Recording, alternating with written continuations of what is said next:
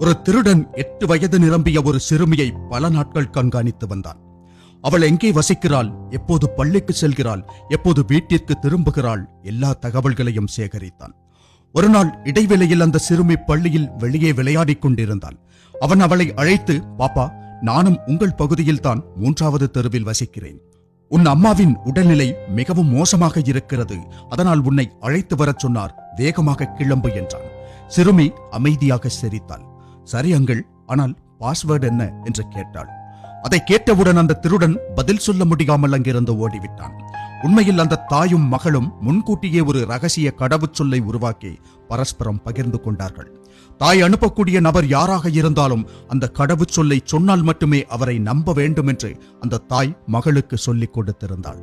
அது ஒரு சிறிய விஷயமாக தோன்றலாம், ஆனால் ஒரு சிறிய புத்திசாலித்தனம் பெரிய ஆபத்தை தவிர்க்க உதவும்.